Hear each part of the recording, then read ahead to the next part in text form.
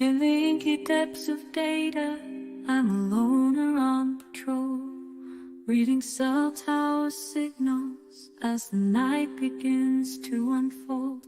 Lost in its constellations, a universe of lines. I'm a boring officer with no dreams left to find. In my starship office, with the screens as my sky. Every call, every message, all they do is pass me by. I'm lost in this space with no compass to guide. Just a cell tower whisper echoing deep inside.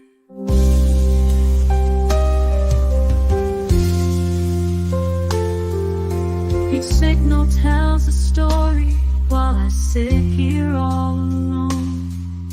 The dreams of others floating like stardust softly sown, but my own aspirations have faded into the black. In this vast expanse of data, I'm a cosmic throwback. A moonlit expanse of data, I'm a cosmic throwback.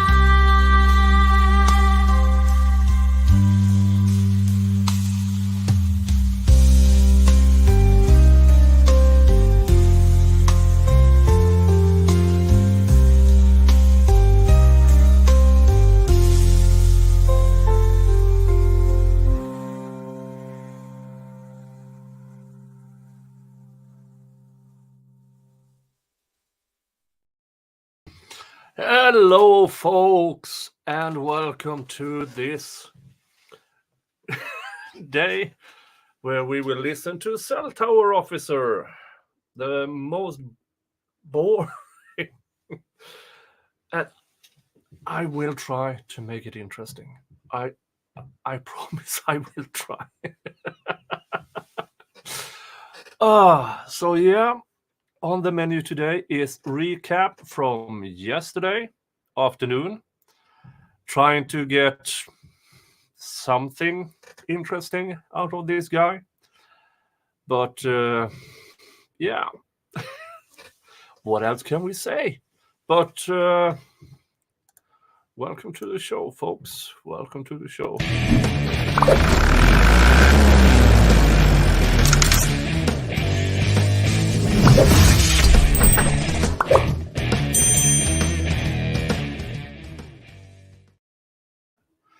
All right, let's get it on. Let's get it on. Let's get it on. Let's see here. There. Let's see where we go.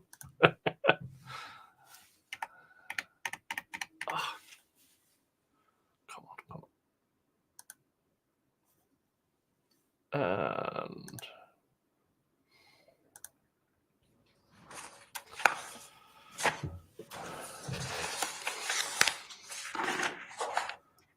playing in 1.5, so at least. And first I was listening to 164 Echo. I'll be back in 164 Echo. This is going to be another business record certification. Looks like from Facebook. And when I was for Echo. Oh, he started with something else. Now it is social media posts that he magically found all by himself. All by himself. All by himself. Not with help from anybody else. It also looks like a business record certification. When I wasn't for Echo Bravo. This is the disc that I reviewed for the response regarding Facebook, Instagram. And did that appear to be the same response you received back in 2015 when you first received this? Didn't we listen to this already? No, it's just the same. That's correct. We've heard it before, just not from this guy. Goes both ways, Mr. Harvey. Please use your microphone. Use your microphone, Mr. Harvey. Does 164 Echo Bravo? I flipped him over. I'm sorry. Does 164 Echo Bravo appear to be the same records that you received back in 2015? Yes. Right. Now looking at 6 Exhibit 164 Echo Charlie.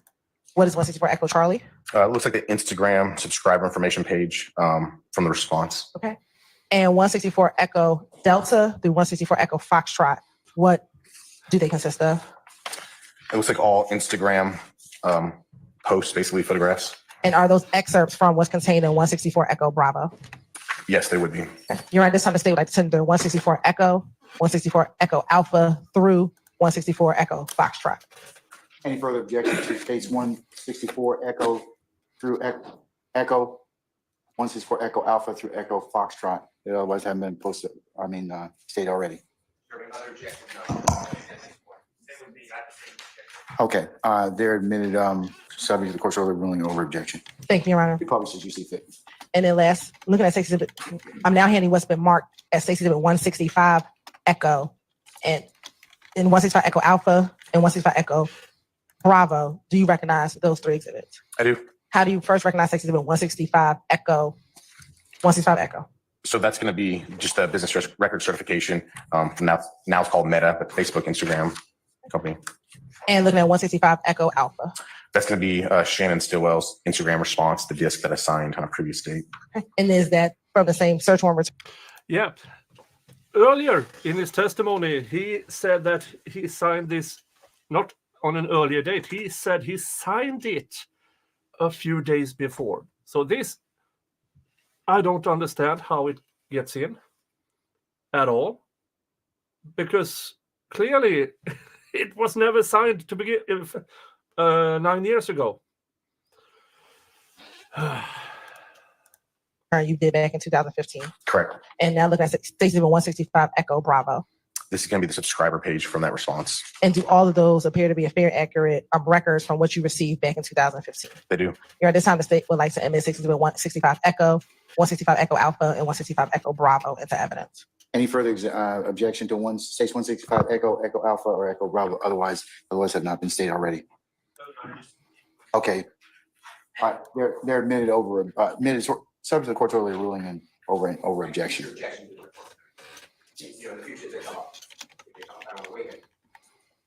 You can raise another timely objection depending upon what's presented. Okay. All right. First, I'm going to start with 164 Echo, and just confirm it's 164 Echo Bravo, the subscriber information. So 164 Echo, and then 164 Echo Bravo. Okay, that's the full disc. Which exhibit is the subscriber information?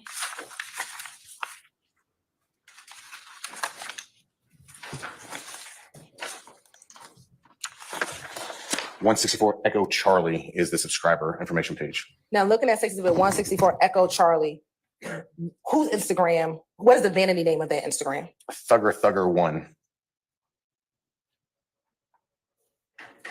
And does it have an email address associated with it? It does. Don't tell me what the email address is. Is there a name associated in the email itself? Yes, there is. What is the name in the email itself? So it's flipped, last name first, then first name, but it's Diop Amina 01. No, don't give me the email. Is there a name? Yes. All right. Now I want to publish for you 164 Echo Charlie. Excuse me. Echo Delta.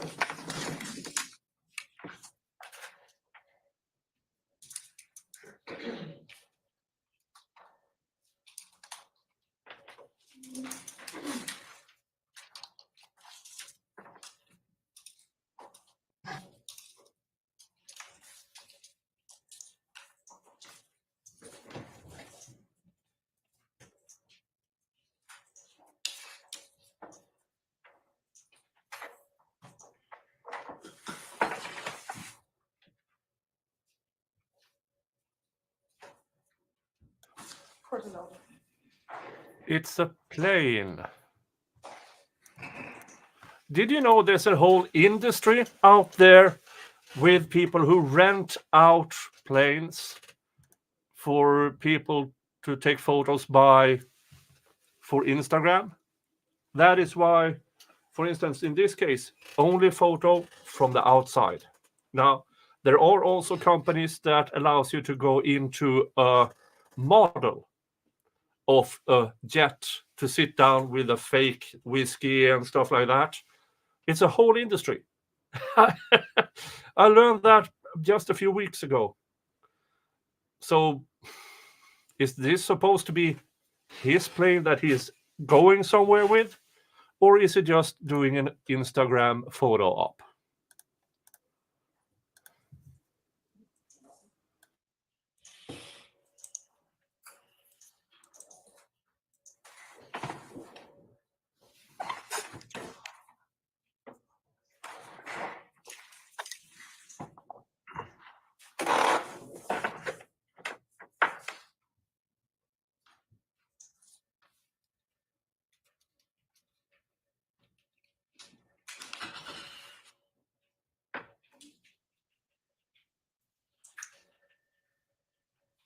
Now, looking at Stacey Exhibit 164 Echo Delta, first let me ask you, when you get the records back from Instagram, are they in the same form as if you were going to that public page? No. What's the difference?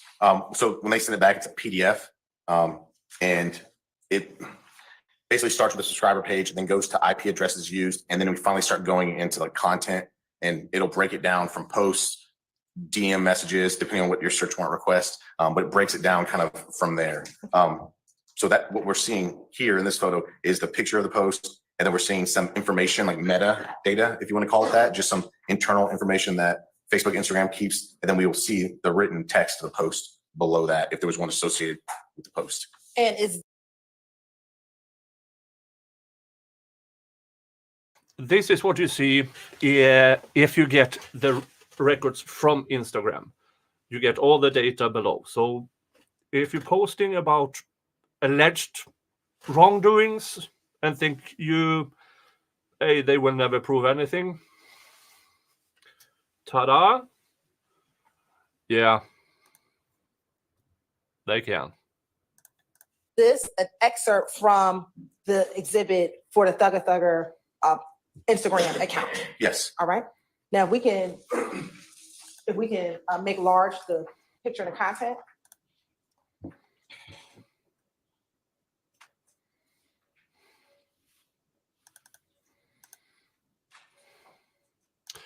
Yeah, let's skip ahead. And when you were speaking, And and you said everybody capping or caption? What did you say? Roscoe. Caption. Okay. Echo. And here's another picture.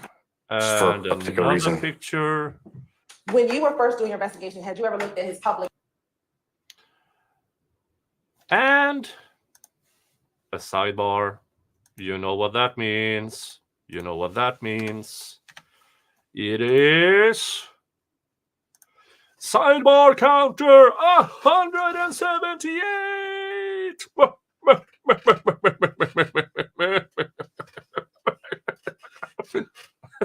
Jesus Christ.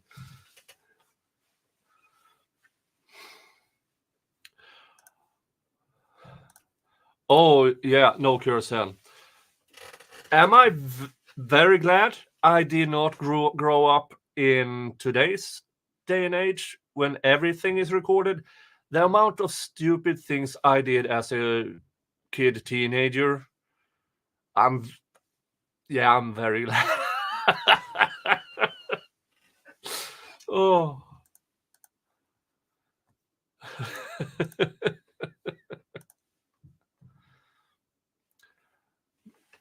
GD says, I just don't see how any of this ties to the bus shooting. I'm with you. This is just mishmash.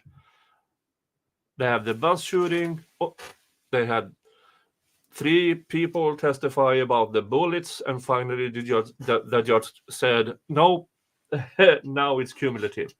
But now, more Insta photos.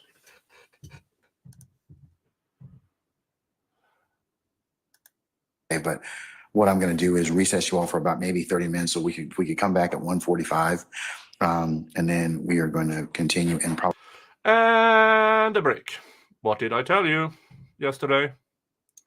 Short amount, let's see, half an hour.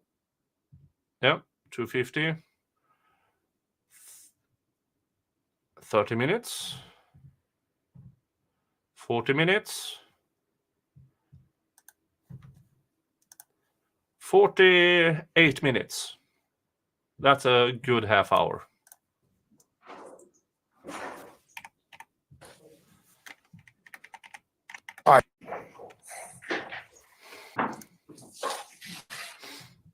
Earlier investigation, did you identify music group early in this investigation? I did identify as a music group as well. Yes. How was it? Because there was a music component with the Lil Wayne, and then with the Young Thug side of it, there was a music component. During the course of your investigation, did that change? Oh, I'm so sorry. Well, You no longer identify what was happening? This is so bubbly. Sorry. I'm sorry. I sustain objection. Hey, Your Honor, he is for your session, and we're not discussing your session. So, I'm gonna reverse myself. Overruled objections. Of course you are. at You some point, your spineless investigation piece of garbage. did it transition from investigating the music group to investigating something else? I mean, I would say it was almost immediately into something else. It wasn't like it was a gradual transition. It was almost immediately. What did it transition into? Well, a criminal organization. Cases 701, 702. I'll sustain the question. You can rephrase now. Had Cobb County Police Department ever investigated YSL, the street gang? Overruled, sir. Overruled. Yes, the Cobb County Police Department has investigated and identified YSL prior to this investigation. Yes. Was it as a street gang? Yes. Overruled, sir. And as your investigation continued,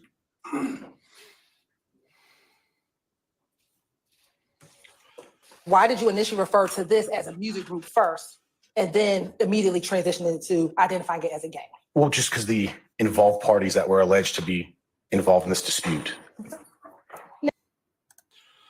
So now he's a gang expert too. So he's a forensic Instagram expert. He is a cell tower expert, and now he's a gang expert. This is so stupid. You talked about you were in the Marine Corps. I was. While you were in the Marine Corps, had you ever heard the phrase death before dishonor? Sure.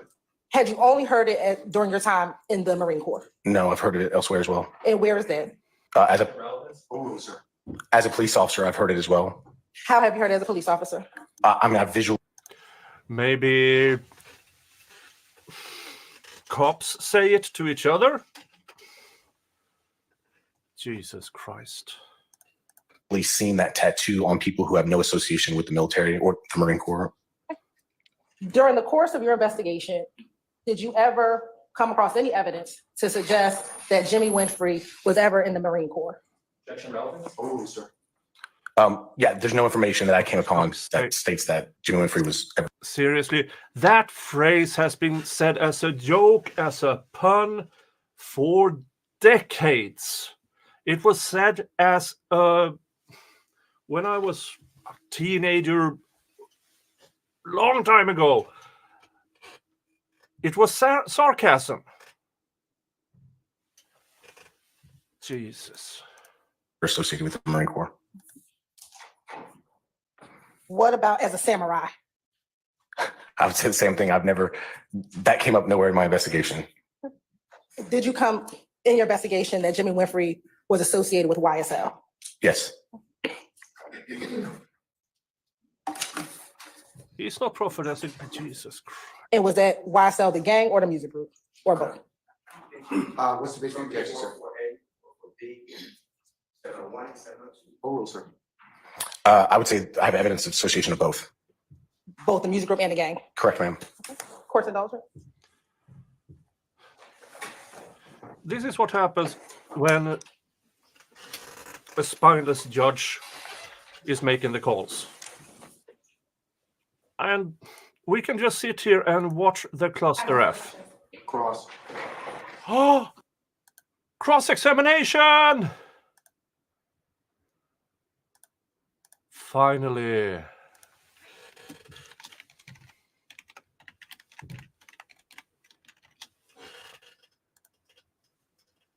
Finally.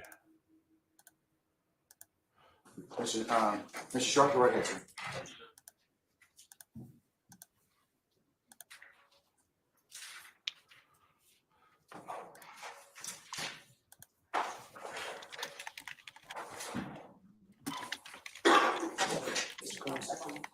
being Yeah, can we take that? Yeah, just push it over to the right and show. not good with these things. There you Oh, go. there we go. you Oh, That's all right. it. That's it. Your Honor, may I take down some of these demonstratives? Yes, you may.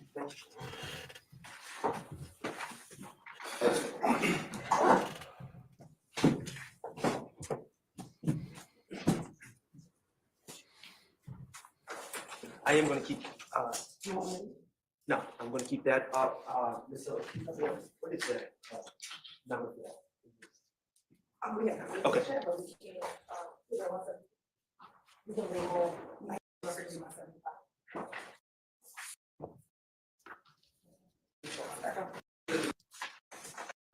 That dealt with.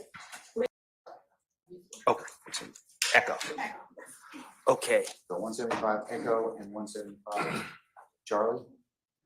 I'm sorry, 174 Echo and then 175 Echo Yes, as demonstrative. All right. May I please court, Your Honor? Yes, go right ahead, sir. Thank you, sir. Detective Ricey, how are you? Doing well, sir. Thank you. How are you? I'm well. Good afternoon. I'm going to ask you just a few questions. And I'm going to start out with 174E and 175E that was just labeled and behind you. And that is a chart that was created by the state based on your testimony, correct? Yes, sir. Based on historical cell records for two different numbers. Yes, sir. CDRs. Okay. And I just want to clarify. In the beginning, we were asking about where phones were located. Do you remember those questions? I remember questions similar to that. Yes, sir. Okay. In fact, these cell phone records, these historical cell phone records identify cell towers in the location of cell towers, not phones, correct? So part of that statement is true, and part of that statement I would say is incorrect. Okay. You can clarify. The CDRs actually do a little bit more than that, but yes, they provide you with the cell tower location, and they provide you with a little bit more information regarding to the location of the phone as well. You're talking about vectors and things of that nature? Yes, the actual cell site directions, and yes. Okay. Yeah. And when you talk about the cell vectors, looks like, yeah, they're going in different directions. The phone can be anywhere in that. So it could, if the cell tower has a 4-mile reach and it pings within that reach, it means it's somewhere within that 4-mile radius. But when you were talking about longitude and latitude from the cell phone records, you were talking about the longitude and latitude of the location of the cell phone tower, correct? Correct. That's what we were allowed to discuss. Yes, sir. Not the location of particular phones. That's correct. The location, the specific location of the phones was not in my testimony. Okay. And what these towers indicate on these cell phone records is the tower that's utilized, the cell phone tower that's utilized by a particular phone when it's in use, correct? Correct. The cell phone is touching or communicating with that tower, and that's what the records show. And when you say touching, you don't mean physically touching, you mean in communication. That's correct, sir. Okay. Cell towers have a particular service radius. Isn't that correct? That is correct. Okay. Are all cell towers radius the same size? I would say they're not. Do you have any particular information from your testimony today about the cell radius, the service radius of any of the particular towers that you referenced in your testimony? No, we would have to get into more particularized information from the providers than what I provided in my testimony. So you cannot provide exact information about the distance particular cell phones are from the cell towers that you identified in that chart, can you? Again, my testimony was limited to what I was allowed to testify to in the records that I have. We'd have to go further to get that sort of information. Are you familiar with which towers were not in service, were not operational on April 26th of 2015? Again, that is very interesting and very important, because there is always cell towers who there's service on them, or they're just broken down, which means that they pick up from, because the active radius, that is on normal occasion.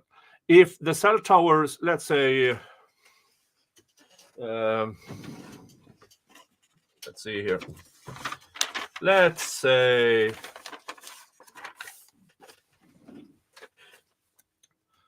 let's say cell tower 1 is up here and it beams down here. Down here, it's another cell tower that collects up here. But if that is out of order, then this tower, instead of just having this active radius, might have an even larger radius. That is why cell tower location and cell tower information is so vague. And so, well, as Fannie Willis put it, it's unreliable. And I kind of agree with that statement, but it's just so ironic because I believe 2 years ago, she prosecuted a case where cell tower positioning and data more or less made a person go to prison for quite some time. We would have to go into more information than I was testifying to today or the last few days. Okay, would those questions possibly be better suited for an expert in cell towers and cell phone geolocation? Sure, they could be answered by a cell phone expert, but they would still be limited to the information that they have at hand. And you are not an expert? I was not classified an expert here in this court. Okay. Now, as part of your, go. No, I was saying I haven't been classified as an expert today or the previous days here in this court. My opinion was I probably could be qualified as an expert based off of Georgia law and expertise regarding cell phones. Okay, and I'm going to ask you, as someone who says that they could probably be considered an expert, can you give us the cell tower radius of the individual cell towers that you referenced in that chart? Okay, again, my testimony today has been limited to those records. So if I was going to testify as an expert, I would request additional data from those cell phone providers to find out which ones are on and off, and we would have to go. This is a lot of word vomit because he can't. Even if he requested that data, then why didn't you back then? You could if you wanted to, but you never did. But now you claim, oh, I might have done so if I was allowed to. No. In depth in that manner. But that was, my testimony was not, basically didn't go into that. That would require information that you don't have here, correct? In these records, there's not information about which towers were being used or weren't being used. It's just the towers that I guess were being used because that's what the phone's connected to. Now, you were the lead investigator on this case, this Cobb County case from April 25th going into April 26th, 2015, correct? Yes, the investigation spanned longer, but yes, that incident. Do you? Oh, maybe since he is the lead investigator in the bus shooting, maybe he have access to the reports that are mysteriously missing from this. I'm talking about the incident date. Correct, sir. Okay, and you're the lead investigator from Cobb County. That's correct, sir. Okay. As part of your investigation, you obtained, I believe it was a search warrant for my client is Shannon Stillwell, for his Instagram records, correct? I did, sir. Okay, and do you have the records, the Instagram records in front of you? I believe, yes, sir. Now, you can give me all of the Instagram records. Okay, this one's not paperclip, but Appreciate it. Okay, and I'm looking at 165E and 165EB. This is the response you received for Shannon Stillwell, correct? that's correct, sir. Okay, so you requested Instagram records and Instagram responded to your request, correct? That is correct, sir. Okay. All of the pictures, the white sports car and all these other pictures that were introduced in evidence before lunch, none of these pictures came from Shannon Stillwell's Instagram. Did that? That is correct. They did not. Your statement was correct. They did not, those pictures we were shown did not come from these records. That is correct. Thank you. Now, Oh, really? Because the phrasing from the prosecution was that those pictures were from his Instagram account. Again, this is the shadiness of this prosecution. They know they have complete garbage evidence. Complete garbage. So they try to embellish what they have. you were saying, I pointed out the date of the incident. You said the investigation spanned beyond April 26, 2015, correct? Sure, yes. It spanned into 2016, correct? I can't remember. I'd have to look at the date I closed the investigation, but it certainly spanned at least until the late 2015, possibly into 2016. That's correct. Would looking at your reports help you tell us when you closed your investigation? Yes, it would. Feel free to refresh your recollection.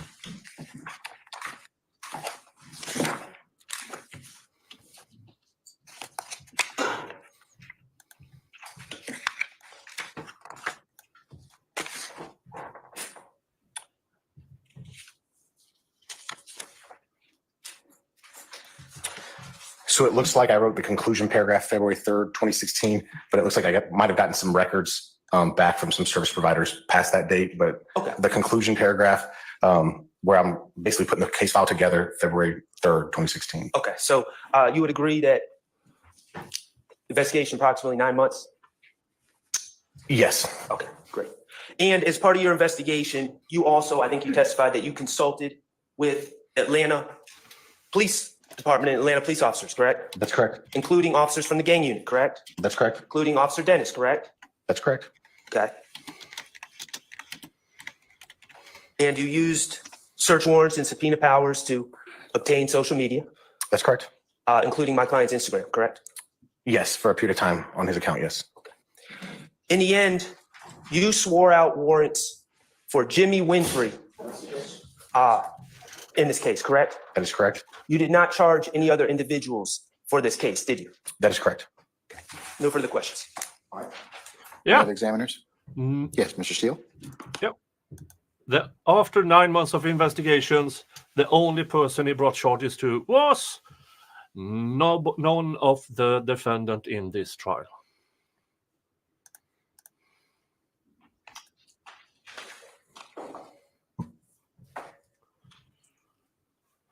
And now Mr. Steele for more cross-examination.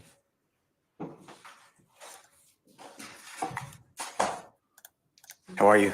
Doing well, Mr. Steele. Can I ask you a few questions? Of course. All right. And thank you for your service. Thanks, sir. Agent, I'd like to know with the help of Ms. Knight, do you mind helping me? Okay. I think it's you. State's Exhibit number 162E. I just want to make sure, 162. yes, that we are tracking each other here. With the court's permission, 162E should be on the court's list of admitted exhibits. If I could show that to the jury with the assistance of Ms. Knight. You can. Which one is it? 162E. May I approach, Your Honor? I did not realize it was, so, may I approach? Yes, you can. Oh, okay. Oh, the pictures. Okay. I do. Yes, sir. You can, sir. Okay, and it's on the screen as well. I just want to orient, you went through a lot of information over several days, if that's okay? Yes, sir. This is an item that, I'm not saying it was you personally, but you or your coworkers located in that white Camaro that the jurors have seen photographs of. Fair to say? Fair to say, sir. And I just don't want any confusion because they're the same initials, but that JW that is on 162E right now on the screen, you see that? Yes, sir. That belongs to, I'm not saying it's his signature, I'm not asking you to identify his signature, but that's not Jeffrey Williams' relation. Is that true? I would agree. I would agree with that. Yes, correct. And that is, as far as we can tell from the whole document that's it's attached to, that's Jimmy Winfrey. I would believe you're correct. Yes. All right. That's correct. Now, and thank you so much, Ms. Knight. And Ms. Knight, if you can allow that to be shared in Zoom with Haley, that would be great if needed. The white Camaro that we've been talking about. Yes, sir. Okay. Does that, in your investigation, have any connection to Jeffrey Williams? Not to my knowledge, no. Now, I want to go back to obviously what brought us all together to have the pleasure of meeting with you. It's Saturday, April 25th, going into Sunday, April 26th. Is that the fair days of the week and the dates that we're dealing with at first? Yes, sir. Okay. And at that time, you made yourself aware through your investigation that Jeffrey Williams was working and performing in another state on those days. Is that fair to say? That's correct, sir. And when I say working, performing, I don't want to mislead anybody. Working on the evening of Saturday, April 25th, 2016, and then we're going to get to how, but then you tracked Mr. Williams coming back through Louisiana, Alabama, Georgia, like you testified to. Correct, sir. Okay. And on the evening of Saturday, April 25th, 2015, going into the next morning until about 6, 7 o'clock in the morning, whatever your memory is, Jeffrey was outside of the Atlanta, Georgia area, coming back towards it. Is that all correct? That's correct. Okay. Now, you also, the way you track that, and you told the jurors, there's 2 ways to go. There's an upper way and a lower way from Louisiana. Do you remember that type of testimony? I do, sir. And the way that you realize how Jeffrey's travel, or at least based upon information and belief, was because you associate a certain telephone to Jeffrey Williams. So you surmise that phone was with Jeffrey Williams' person. Correct. We know that phone was owned by YSL Enterprises. That phone was in the area that we knew Jeffrey Williams to be, and we have the video evidence of him performing. So yes, we have the connection and the belief that is in his possession. That tour had dozens of people employed, dozens, and that particular phone was an enterprise, a work phone. Why would the artist have that phone? That would be the manager, the stage manager, anybody but Mr. Williams. Jesus Christ, this is so stupid. Sir. Okay. And that's how you track the phone on the lower way, going from Louisiana through Alabama back to the state of Georgia. Correct, sir. All right. Now, I'd like to go through, just make sure we are correctly tracking which phone. And I just use the last 4 digits, but if we need all 7 digits, just tell me and you'll correct me if I'm wrong, okay? Yes, sir. The last 4 digits of what we believe I'm going to call Jeffrey Williams' phone during that period of time, April period of time, is 8553. Does that sound right? That sounds right. And again, I'm not saying he owns that phone. That phone is associated with phone calls and movement that we associate him with. So yes, that it's there being used, what we think is Jeffrey Williams, yes. And I think you just said it, but just to be crystal clear, and I know that you don't sit there and put that phone and that phone number in his hand, but based upon your investigation, you concluded that the 8553 number is with Jeffrey Williams during this relevant period of time. Yes, like more likely than not, that phone is associated with YSL Enterprises. That phone was in Baton Rouge, Louisiana, and we had reason to believe that phone was owned or operated by Jeffrey Williams. Now, I want to go back and we'll use anything that you need. So just tell us what you need, because there's a lot of information these jurors are taking in over 7 months now already, okay? Objections to the commentary. Just pose the questions. All right. I want to go through the records.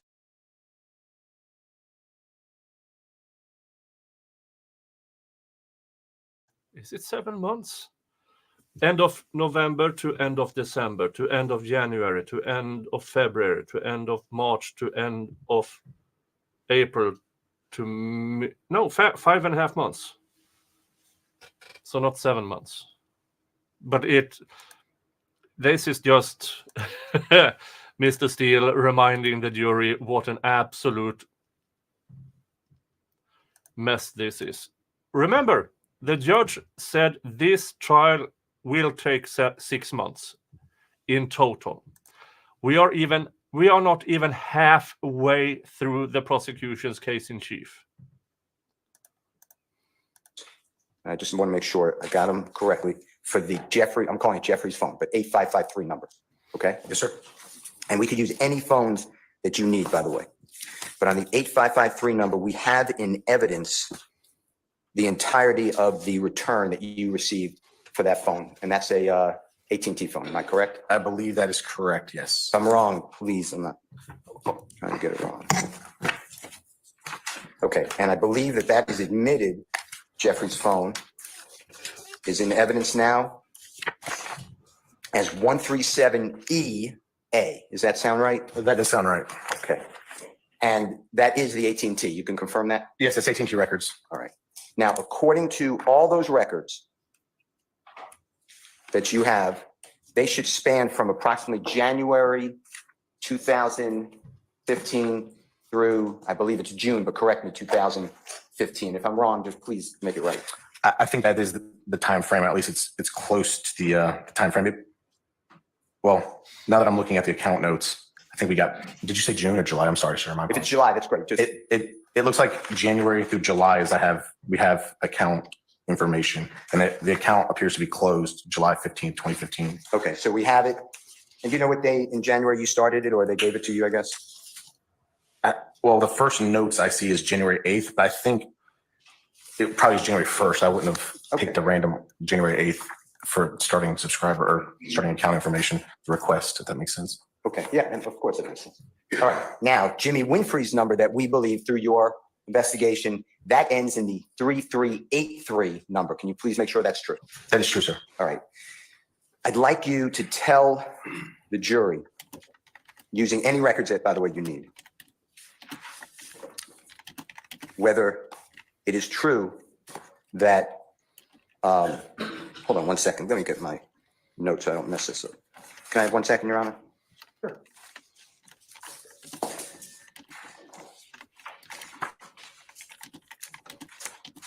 I apologize. Give me 1 second, okay? Yes, sir. Thank you.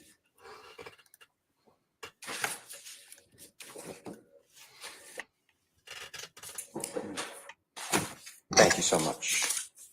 Okay, now, using Jeffrey's records, is it fair to say that you can search those records to determine how many times phones connected or tried to connect? Sure, yes. All right. I'm going to ask Haley Hackenwald if she's available to use it to show Jeffrey's record return, okay? Okay. If you need to see anything from that, just you're guiding us.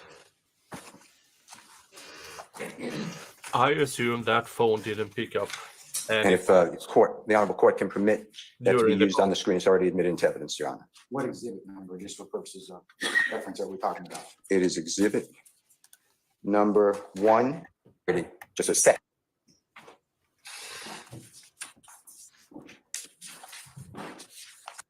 Run it, you'll run it. I mean, There whatever you want. So do it right. it is.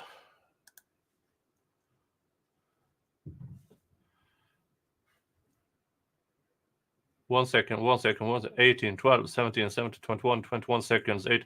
That is voicemail. That is voicemail. Ingoing calls to voicemail. In front of me. Okay, so Haley put in 3383. That's the Mr. Winfrey phone, okay? Sure. All right, now, do you see where it is highlighted and you see the date? Yes, sir. All right. Can we go to, and we could do them all, but I was going to just do April first. Is that okay? Search your cross-examination. Can you go to April 1st?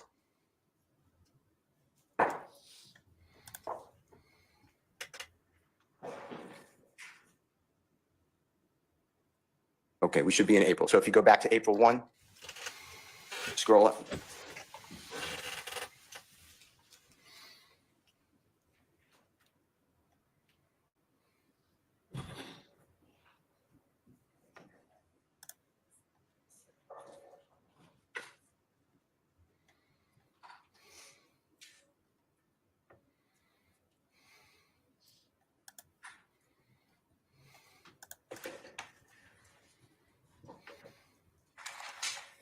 Okay, that starts April 1 about now, and it should be on page,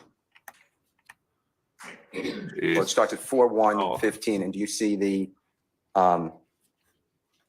item number being 3810? Yes, sir. All right, and then if we go down that whole month, just go slowly, and the first time we see a hit between Jimmy Winfrey's number, the 3383, and Jeffrey Williams' number, just tell us what day and time that would be. I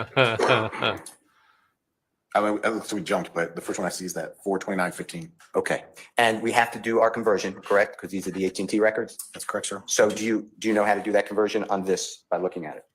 Well, sure. So it looks like a column. Well, I guess it'd be the third column from the left. So we're in like the 5,400, 23 or whatever, if you want to pick whichever one. I guess it's 24 for that first highlighted portion. So we look for the third column over. Yep, kind of what was just highlighted there, and 0010. So subtract 4 from that for this time of the year, and then we would get the number. So that's about 8:10 p.m. is what I would say it is. Eastern Standard Time. Correct, sir. Converting it to Eastern Standard Time. Correct. Exactly. So, and just for the jurors to know, the number all the way to the left, and you said it is a 5,400 and either 24th or 25th item listed on the calls. Is that fair? That's fair. Yes, sir. And then the next column is the date, which is 4/29/15, right? Yes, sir. And then the next column, as you said, is Gigi says, yes, there's no way they get this done in the time they quoted, even without cross. Here's the thing. I believe this was the plan from the prosecution all along. We have all of these witnesses, and whoever the judge allows us to bring, we will get in all the things. Remember the female so-called gang expert about a month ago? She was supposed to be a one-day witness. But this judge allowed so much irrelevant crap in. She was on the stand for 5 days. And that is why this trial is taking so long. military time, so it would be just after midnight, 12:10. No, so it's UTC time, so it's the Universal Time Coordinated, or GMT, or Zulu, goes by the same thing. So that's the time for the Greenwich Mean Time, Universal Time Coordinated. So depends on where this phone is at this time, but yes, if it was Eastern Standard Time, that would be 8:10 p.m. And then we flip it back. That's how you got the 8:10 from the right after midnight. Correct, sir. Okay. The next one is, do you need the column? The next column is 0:03. You see that? If my memory serves me correct, that's the time it takes in which for the phone to be answered, like it's ring time basically. And then the fourth column is the connection, how long the phone was actually connected. So the phone was connected in this call, 0. Yes, Okay. Meaning it did not connect. correct. Did not connect. If that fourth column is showing 0 and the other one's 3, then that's it ringing. Correct, sir. And then the next column is do you know if that's the initiating number, the number that's being called, the number that's initiating the call? From my memory, I think that first column is originating number. Yep, originating number. And that next column is a terminating number, which is receiving number. Okay. So it's Mr. Winfrey's phone calling Mr. Jeffrey Williams' phone, Correct, sir. not being answered. Fair to say? Yes, that's what it appears from this one. Okay. And there's 2 of them in a row. It's the 5,424. That's all the way on the left, bottom second column from the end, and then 5,425 call. You see Correct, that? sir. Yes. And that's the same thing. So it's Mr. Winfrey's phone calling Jeffrey Williams' phone, and neither time does it connect. That's what it appears. And in the entire month of April of 2015, those are according to these records, those are the entirety of the contact between those phones. Yes, for these records, for this number, that's correct. Okay. Now,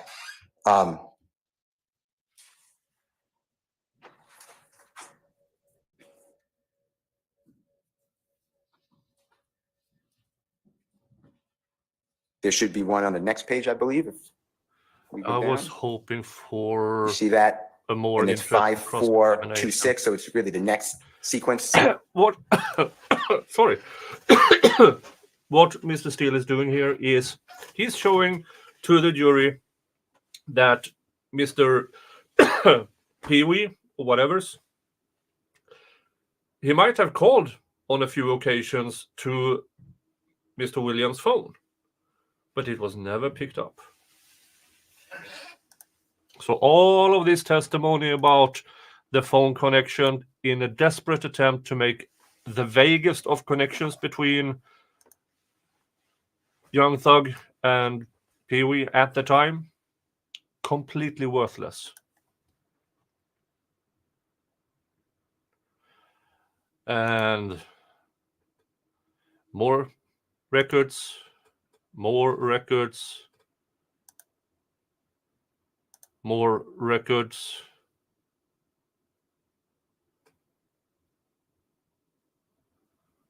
And that was the end of yesterday. Yeah, recap in under an hour. That is how utterly uninteresting it was. So let's move up to today. Let's move up to today. And they started a while ago. Let's see here. Dun dun dun. Dun dun dun. Dun dun dun. And oh, I forgot. I have to swoop. Where's my swoop? There.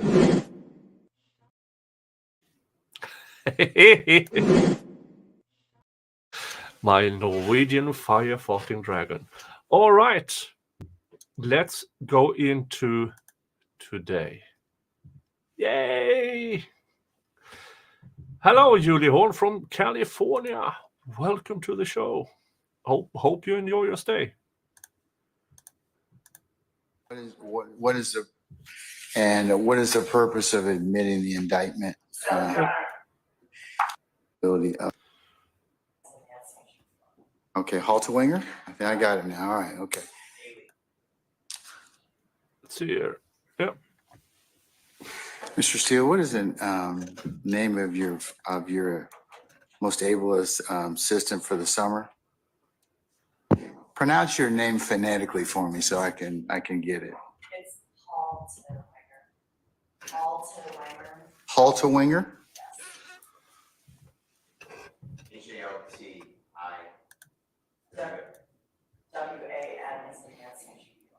Okay, Halterwinger? I think I got it now. All right, okay. Okay. All right, Mr. Kokomo, good morning, sir. All right. Anybody else? We forget any other assistants? All right, okay. All right, I am in possession of the correspondence between Mr. Steele and the rest of you, which I'll mark as the next court's exhibits in order. And I'll hear entertain brief argument on the issue of the admissibility of Mr. Winfrey's indictment, which the court has been given a copy of. The redacted indictment, is that correct? Okay, all right.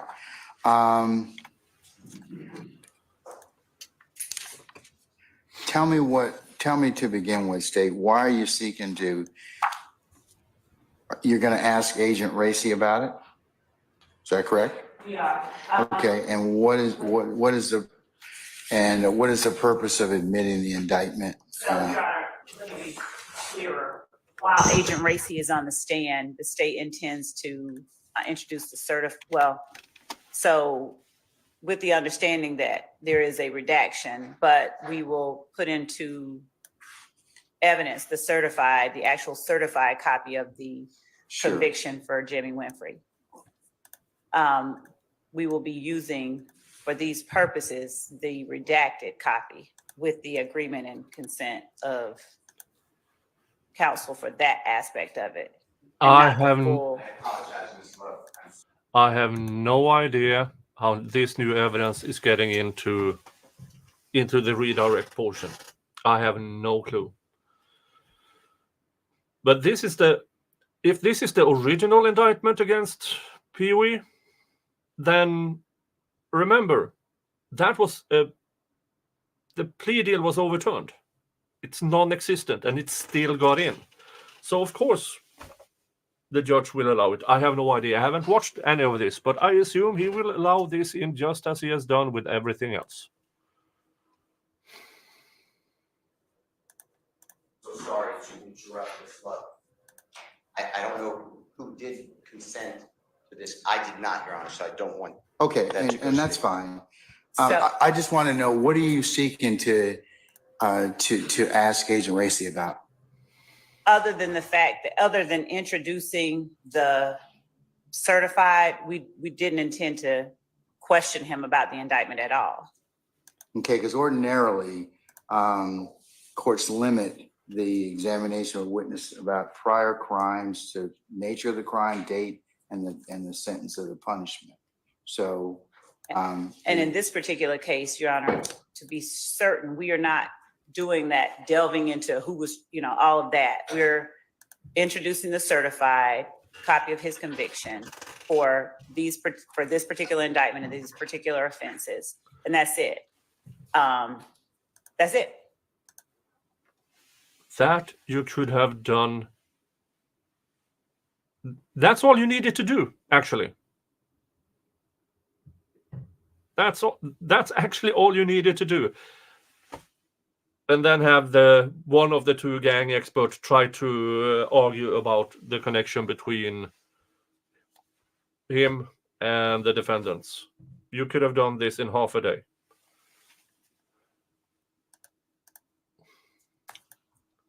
okay. We won't be questioning Agent Racy about it. So we Yeah, won't be she- saying, So you're not planning on getting into any of the details or Correct. anything such as that? correct. We're just, Exactly. Redirect is supposed to be within the scope of cross.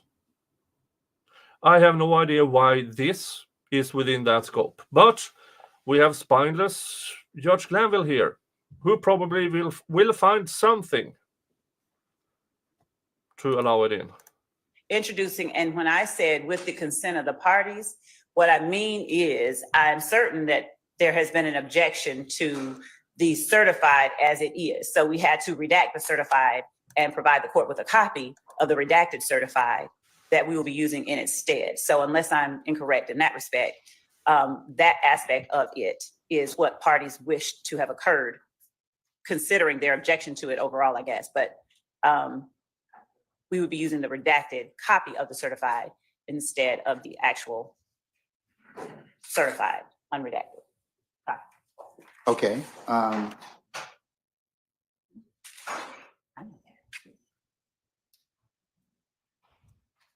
We are about 50 minutes behind, but no worries. We will catch up.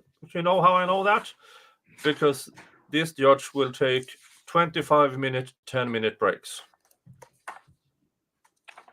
Exactly, Trinton. She said with consent. No. okay, is it, No okay, so consent assuming given. you're just gonna ask this and over objection, if it's in proper form and the court allows it, is there any other purpose that you are attempting to introduce this certified copy of this? Because ordinarily, there, you know, it's limited as to what is admitted and what goes back to the jury. So that's the other aspect. Well, the what goes back to the jury part of it, we weren't even addressing yet. And with the court's permission, we would like to address that at a later time as it gets closer to that point. But as to what is being admitted now, we're just tendering the copy, the redacted copy of the certified. Okay. And we'll label, I guess we'll label the original as one exhibit number. And She's redacted trying to get the unredacted in as and original the number. redacted copy in as examples or whatever's.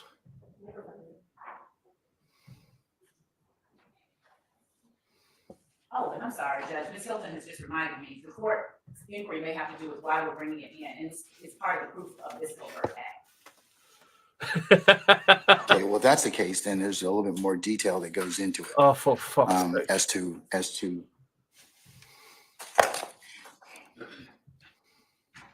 and I have to apply a 403 balancing test as to this. So, And Ms. Hilton is reminding me that we have put it in the indictment, and all of the overt acts that contain a conviction, we've put those in the indictment, so it's not. okay, all right, so you're not, so but this is already fairly contained within the current indictment that we are trying at this point in time, Yes, and that being indictment 22 SC 183572. the offenses alleged, yes. Okay, all right. Okay, Mr. Sharp? Well, so I was going to try to draw the court's attention to what the state wasn't providing, which Ms. Hilton, I guess, reminded Ms. Love of. The purpose that they're admitting this, I just want to remind the court, typically when we're dealing with convictions, typically certified convictions, it's for impeachment purposes. Mr. Winfrey is not testifying in this case, as far as anyone knows. So this is not a matter of impeachment. They are bringing this in as, attempting to bring this in as substantive evidence of, and when they say it's included in the indictment, they're talking about the overt act involved is alleged in the indictment. There's not reference in the indictment to Mr. Winfrey pled or anything like that. They're just charged the overt act. So essentially they're trying to use this certified conviction as substantive evidence of somehow our guilt for this overt act. When I say our, I'm talking about people other than Jimmy Winfrey. And I'm just confused because the state is saying, oh, we're just trying to get this conviction in. Oh, well, you know, we'll deal with whether it goes back with the jury at a later time. And they're really bearing the lead here. They are seeking to admit a conviction that, quite frankly, is a speaking indictment and has a lot of allegations and factual allegations printed on a piece of paper. And of course, they're going to want it to go back to the jury eventually. They're going to want the jury to read that indictment, read that Jimmy Winfrey pled guilty, which is in fact not true.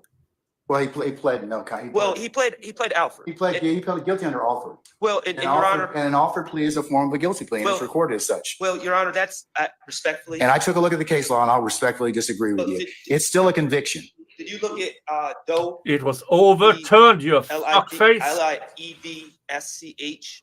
And I think one of my colleagues is planning on arguing this, but I'm just going to bring it to Your Honor's attention. It was shared with me.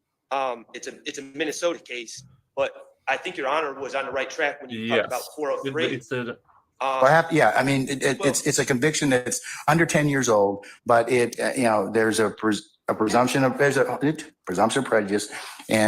the court has to weigh certain factors. There's about 5 factors that I weigh, and one of the factors I weigh is the similarity between that particular case and this case in terms of what is being sought to be proven in this case. So what the state, I assume, is alleging is that that given Jesus. the fact that they've got a George, you are the gatekeeper. Why are you making the prosecution's argument for them? Why? If they can't get the argument themselves, why do you help them? And I know the answer to that, because you are a part of the prosecution's team. Jesus freaking Christ. Jesus. be able to prove gang involvement and some other predicate things that they bear the burden for that is relevant for that Well, purpose. respectfully, Your Honor, the 10-year rule and all that, But it's not 10 years old yet. it goes to impeachment. That's to its value as impeachment. That's under the impeachment rules. Jimmy Winfrey is not testifying, so this isn't a matter of impeachment by form of conviction. Okay, all right. So stop. I want to pause just a second. What's the state have to say about the fact that this is not being used for impeachment? You're trying to introduce it in your case in chief. The witness is not testifying. Yes. What's your theory of introduction? That RICO is properly established by prior convictions, Your Honor, as an individual Or a violates. case that you're going to cite me for that particular proposition now? Yes. And If they don't get it in one way, they will try another way, and then they let the judge say, "Oh, but I found some way for you to get it in." How is this a fair trial, Glanville? How is this a fair trial when you actively help the prosecution to get evidence in? You're the gatekeeper. You don't shovel the shit through the gate yourself. It's you who decide if what the prosecution argues is valid. Jesus. All right, let me see it. Let me look at it.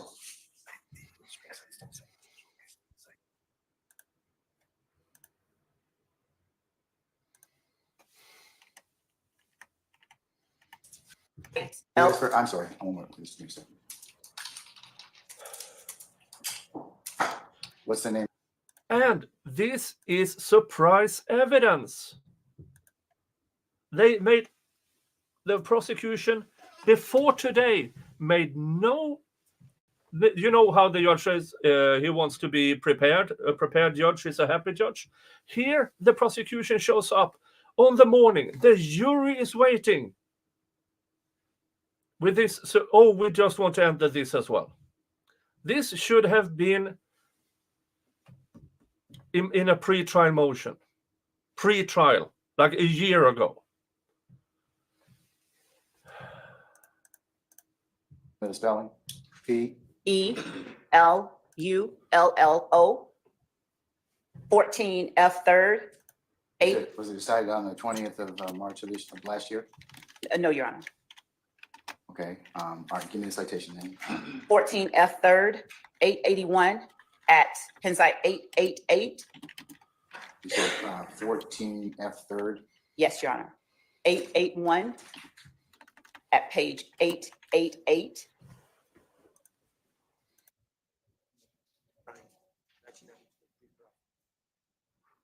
For the proposition that prior convictions are routinely admitted into evidence at subsequent RICO trials.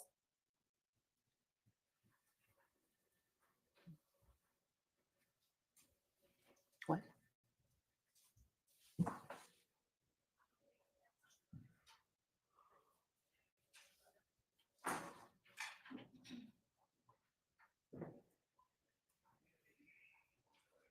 where the court says, as an ordinary piece of evidence, a judgment is subject to evaluation by the fact finder, who can accept or reject such evidence as it deems appropriate. Also see, when the court is ready, I'll cite the next case.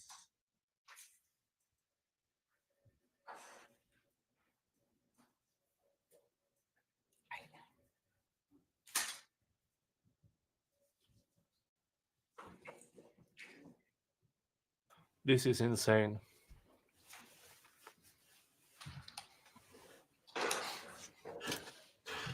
Yeah, it's Trinton who says, just objectively, the defense doesn't have time to review these cases. What if they have been overturned in whole or in part in other appeals? Exactly. And this is why the prosecution does this. They do this as a surprise because they know that defense will not have the time to argue. And then it comes in. Judge Glanville, you absolute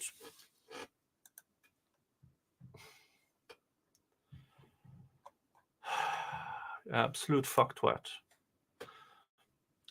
YouTube, I'm saying 4-quad and nothing else. It's the accent. My apologies.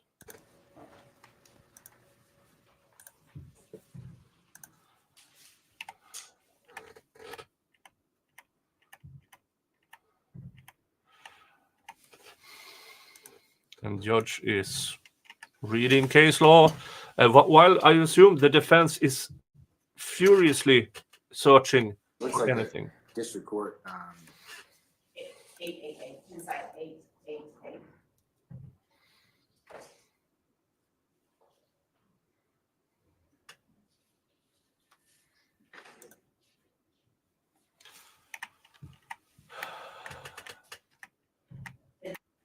hold on.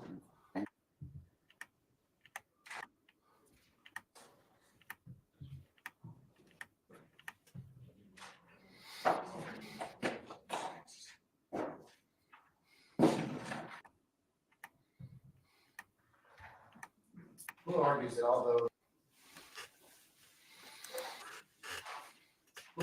although the conduct underlying the prior conviction may serve as a predicate act in a social RICO prosecution, there's no legal authority the government may present evidence of actual judgment of conviction from previous jury trial of the same indictment. The essence of this position is that it's too prejudicial to the defendant to admit this evidence because the judgment of the conviction comes from the same indictment as the jury presented as before it for resolution. In effect, this is an argument for 403. The judge isn't talking into the microphone. So it's The judge didn't do the balancing test, and that's what caused the appellate court to remain back. So, that's my view. And so, Your Honor, to continue with that, the government may introduce evidence of prior convictions to establish a commission of predicate acts and a RICO prosecution that the court would see United States versus Tocco, T-O-C-C-O, 200. T-O-C-C-O? Yes, Your Honor. What is it? 200. I can't. Yes. Or I can listen to you, but just Read it. give me a second, okay? All right.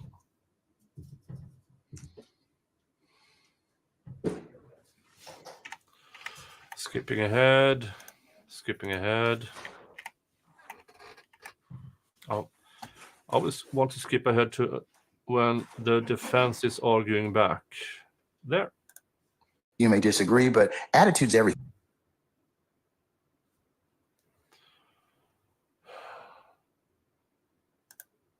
Of an allegation is admissible and relevant to the charge, and regardless of how prejudicial language is, it may not be strict. United States versus Palmer, and that's 561 F sub 778 797. That's a Southern District of New York case, that 1978.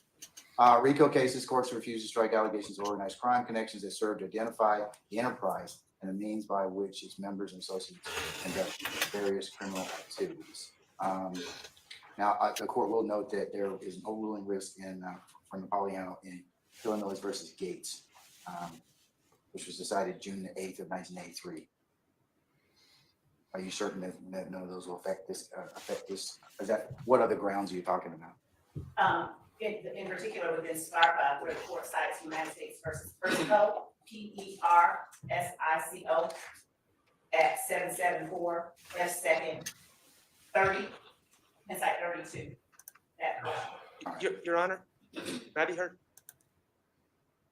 It's like the state just put in RICO and indictment, and they're just giving you a bunch of cases. These cases have nothing to do with our argument. Well, that's your assertion, sir. And Well, it is my assertion. Correct. It is a correct assertion. And sir, And sir, let me just tell you, if you could take down the rhetoric just a little bit. I mean, I can hear you. I'm gonna listen to you. You absolute fucktwat. This is the gatekeeping of this absolute moron.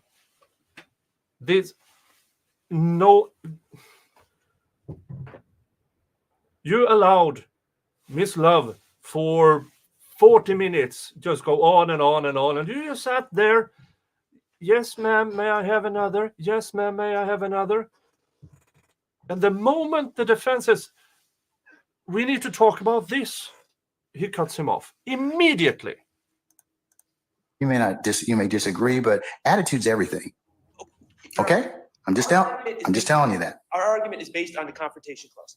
Crawford was a seminal case for the Confrontation Clause. It changed the way we analyze the Confrontation Clause. That's from 2004. They are citing cases from the 80s, which are pre-Crawford, and also have nothing to do with the Confrontation Clause. The bottom line, Your Honor, is there's a case, Jefferson, that is directly on point. And what is Jefferson? State v. Jefferson. It's from. Oh, is that one of the cases Mr. Seal cited? Yes. It's okay, I have it. It's from this state. It's 2017. It's post-Crawford, and it's directly on point. And, well, I'll leave it at that. But if we have to go further, there's other differences between our situation here with Mr. Winfrey giving an offered plea, which is not an admission. And I can cite cases. But it's still a guilty admission or not? It's still a guilty. Well, I don't want to sidetrack because I think we should stay focused on Jefferson. But I do have cases that address 403 balancing of an offered plea as well. But we can get to that later if we need to. But State v. Jefferson is directly on point. Your Honor, I think that Jefferson is quite distinguishable in that in Jefferson. The state allow. I'm sorry, am I allowed to speak yet? Read the case. I can't, what you just said is not on the record. Speaking at the same time. Just give me a minute. I've considered Jefferson already, so let me just circle back. Yeah, for you who remember yesterday when Dave was here, we were talking about even if the approach is from the state is to avoid the hearsay rule, it still has to overcome the confrontation clause. It doesn't matter if under RICO this, under RICO that. The confrontation clause is essential. That's the hurdle they have to get over. And the state doesn't even try to approach that because they know they will lose on it. So their hope, and so far successful one, is that Judge Glanville will continue to being himself, a spineless coward who pisses on due process, who defecates on the Constitution and Bill of Rights just in order to help the prosecution.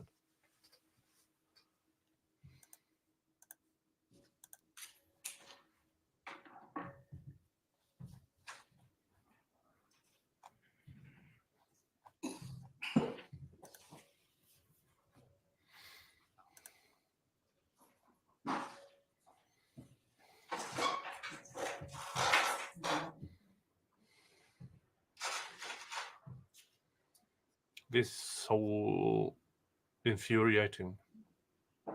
And I bet you the judge, he knows this. I can bet you good money he knows it, but he just don't care.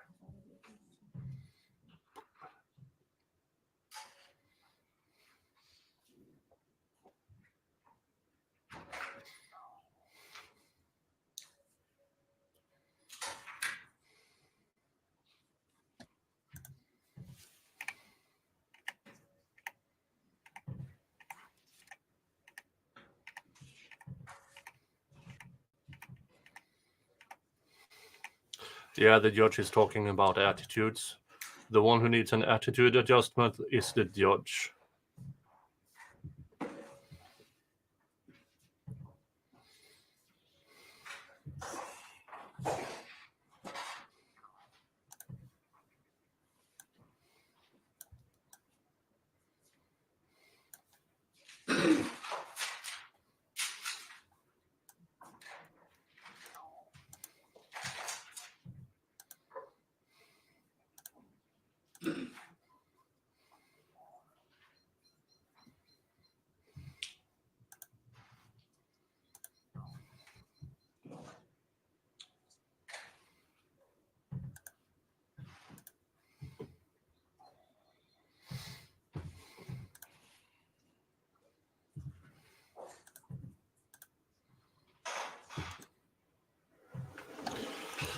Come on, George. This should have taken you just a few minutes. Just to read it. Yeah, I can apply this to the confrontation clause and then move on. Instead, here we are.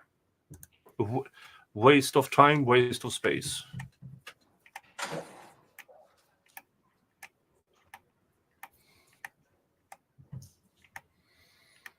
I'm skipping ahead. Lucentiel, good point. This is why the judge needs them to send written motions, so the jury's time isn't wasted like this. Yeah, prosecution had this planned all along. In this part of they wanted this piece of evidence in. They could have litigated it pre-trial. They have had multiple administrative days. They could have litigated this, but no, they take it in on a Thursday morning while the jury is waiting. Because they know that their best chance of winning is to not give the defense time enough to actually find correct statutes, but they still do. But George Glanville has no spine. And is actively searching for ways to allow it. Okay. I had a chance to relook Jefferson. Jefferson cites some fairly old law, but Kirby back in 1889. But basically, it says if an attempt by the United States to introduce certified copies of conviction for 3 individuals for theft of government property is evidence, and prosecuting Kirby for being receipt of stolen property is improper, as that introduction of such evidence violated Kirby's Sixth Amendment rights. It looks like under Jefferson, that 15-9 was that they asked our appellate court to have it declared unconstitutional. Also, but I was going to ask you, has been updated since then? But I've taken a look at it. But it seems to be that Jefferson indicates, as shown above, the United States Supreme Court's decision Kirby is controlling this case, and the Supreme Court has not abandoned its prior holding in Kirby in the 100+ years since it's decided. See Crawford, Supra 541 U.S. at 64, Melendez Diaz Supra 557 U.S. at 314, citing Kirby with approval, and Davis Supra 547 U.S. at 825, subsections 3A. To the contrary, High Court has consistently reaffirmed this holding in Kirby, and the continued viability and importance of that case is made only evident by the circumstances created by OCGA 1615-9. Because 1659 on its face deprives criminal defendants of their fundamental right of confrontation in violation of the Sixth Amendment to the Constitution, U.S. Constitution. Statute cannot pass constitutional muster and must be declared void to the extent that it authorized the admission of convictions of non-testifying parties as evidence of criminal street gang. That's our Constitution, Georgia Constitution, 1983, Article 1, Section 2, Paragraph 5. So it would appear to me, Ms. Love and Mr. Yahelski, that if Jimmy Winfrey testifies, that's one thing. If he doesn't testify, Jefferson tells me that you don't get to introduce conviction. Thank you. And here's the thing. The judge has already read the Jefferson. He already knew this. But not until the defense nagged on him again did he take a second look at it, and now he can't avoid it, because that would have been an unforced error. Immediately appealable. It's on. Let me briefly respond with respect to that and Jefferson's report. Okay.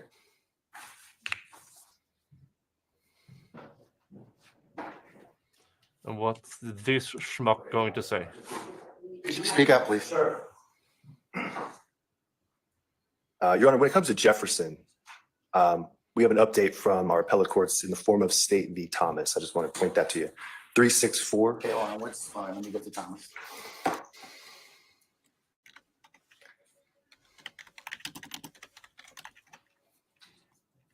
And the point I'm going to cite Thomas for is that Jefferson is a limited holding according to our appellate court. Okay, what is the That's for Thomas?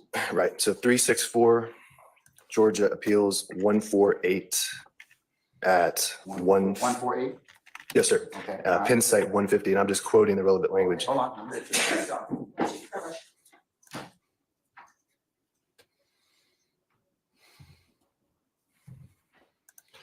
Yeah, judge is all ears when the state wants to cite the case. But every time the defense tries to do it, oof.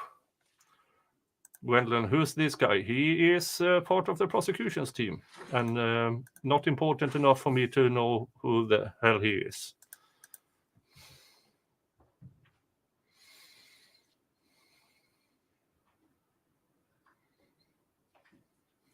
I'm trying to skim Yeah, it through looks like the... Thomas was affirmed in part and reversed in part. And remanded with direction. So what are you trying to get me to look at or consider? So the part at 150, just the quote that says, indeed, the Supreme Court has repeatedly emphasized the limited scope of Jefferson's holding, which is what we discussed, right? A plea, a conviction can be considered testimonial in nature. But it says here that Jefferson operates to exclude, quote, evidence that third-party gang members have committed any of the offenses enumerated in 1615.3 for use as proof against a particular defendant. So, in Thomas, they were trying to prove the existence of a gang by way of a conviction of a non-testifying third-party gang member. And the appellate court specifically said that this was a limited holding. So this being a RICO takes the discussion. I mean, the discussion exists within Jefferson, but it's more than just Jefferson. And that's why earlier we were citing that federal case law. But it looks like you're looking at Thomas here. Judge Pipkin, writing for the court, indicates that in Jefferson, our Supreme Court considered the constitutionality of OCGA 1615-9, ultimately deeming it unconstitutional to the extent it authorizes the admission of convictions against non-testifying non-parties as evidence of a criminal street gang. And it cites Jefferson 302 Georgia at 443. As the court explained, convictions of third-party gang members that are used to show an underlying element of another defendant's crime are among the types of plainly testimonial statements that cannot be admitted in evidence without running afoul of Sixth Amendment protections, where the defendant has not had prior opportunity to conduct cross-examination of the witness and the witness unavailable. Accordingly, the trial court's finding that prior convictions of one defendant are inadmissible against the remaining co-defendants represents a faithful application of Jefferson. So we affirm that portion of the trial court's ruling. We cannot, however, affirm the remaining portion of the trial court's ruling, namely that the defendant's own prior convictions are inadmissible against the same defendant at appellee's joint trial, as that ruling rests exclusively on an overly broad reading of Jefferson, a reading that is contradicted both by Jefferson itself as well as by subsequent decisions of our Supreme Court. See it at 442, note 6, 807 Southeast 2nd, 387. Indeed, the Supreme Court has repeatedly emphasized the limited scope of Jefferson's holding. Jefferson operates to exclude evidence that third-party gang members have committed any of the offenses enumerated in the statute 1615.3 for use as proof against a particular defendant. Anthony versus the state, 303 Georgia 399, 3.409, 8, note 16, 811 Southeast 2nd, 399, 2018. And our Supreme Court has been quite clear that Jefferson is not implicated where a defendant objects to the admission of evidence of his own criminal activity and not the criminal activity of third-party gang members. So There you go. So that therein is the difference. That's where this is a different case because it's a RICO. The acts of one. No, there's no difference because just because you stamp RICO on it doesn't make it admissible. No, that's not how you. No, that's not how it is supposed. If you want this in, you have to have that person. That's it. You have to have that person. It's a confrontation clause. You can't, no. Whether they result in convictions or not, are properly imputed to the members of the conspiracy as found by the jury. So Jefferson being a limited holding, it's not a RICO case. It's about a gang. It's about a gang count. And the discussion is relevant, but it's not. It's just one piece. That's why we revert to this federal authority that says routinely prior convictions are used as substantive evidence. That's the issue right here. Can this come in as substantive? Now, whether, Your Honor, later on we have a jury instruction under 105 that says, hey, this conviction is admissible against Winfrey, who is still a party to this case, although he's not sitting at any table, that could be used as proof of a predicate. That's the federal authority we cited. It's Only if he testifies. And then the testimonial aspect, if we are admitting proof of a predicate act, in this case, overt act 39, we're admitting it against Winfrey, but if the jury by other evidence says, yeah, we think Winfrey did this, I mean, and they're free under that discussion of collateral estoppel, they're free to disregard the conviction, and they actually could be properly instructed on that at the end of the day. But if they think the conviction, as well as all the other evidence, including Alvin Lewis, Detective Racy, et cetera, does add up to a It looks like conspiracy. here, Thomas says, therefore, the trial court abuses discretion by relying on Jefferson to exclude evidence of a defendant's own prior convictions for use against that same defendant in a joint trial. So we reverse that part of this ruling and remand. Yeah, it was abuse of discretion to exclude the conviction, not to admit it.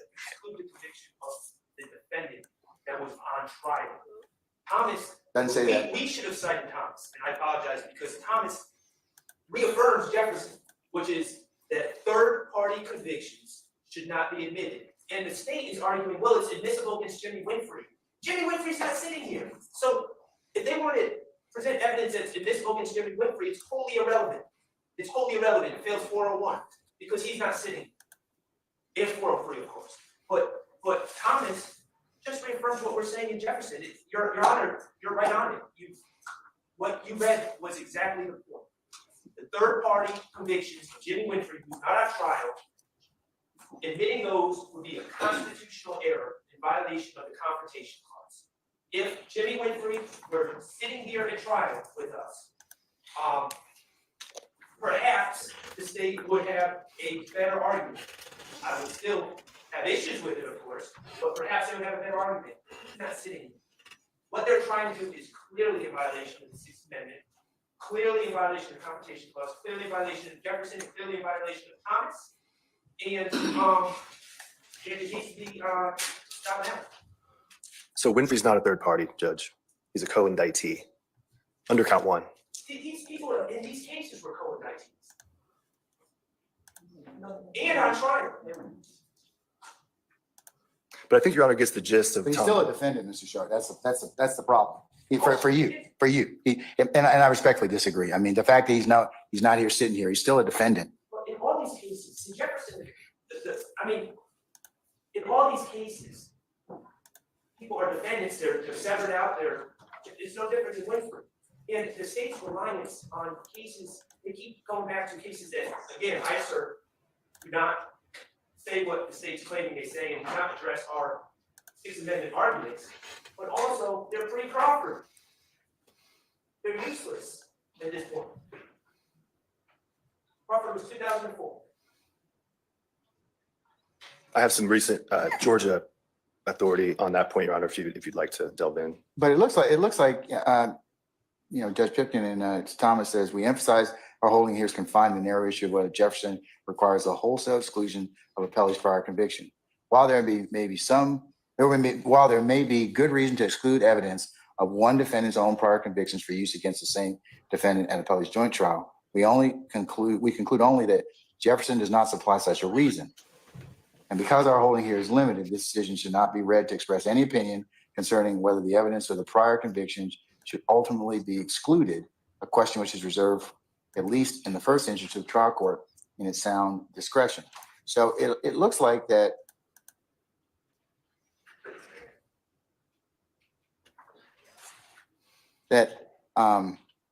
Thomas is indicating and Judge Pipkin is indicating that they're not willing to go that far, that a defendant's own prior convictions are inadmissible against that same defendant in appellee's joint trial. They would indicate to the court that they are admissible, defendant's own prior convictions. So thus Mr. Winfrey's conviction in Cobb would be admissible against him here in Fulton. He's not on trial, so it has no applicability in this case, no relevance to Mr. Winfrey's conviction in this case. If it's admissible against Mr. Winfrey, even if I conceded it's admissible against Mr. Winfrey, he is not on trial, so it has no relevance to the deal of these individuals because Thomas and Jefferson made it clear it's not admissible and should not be considered against any of these gentlemen. And that's so it would just fail 401 relevance and 403 balance. Can I refer Your Honor to one additional case, please? Can you turn your mic on so I can hear you? Yeah, I guess I. Judge, can I refer you to a post-Crawford case? regarding specifically a co-defendant's plea allocution. Okay, That's United States versus Bruno, 383 Fed Third 65. 383 Fed Third what? 65.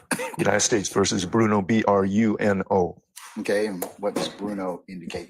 That the plea and plea colloquy of a non-testifying co-defendant violates the confrontation clause post Crawford.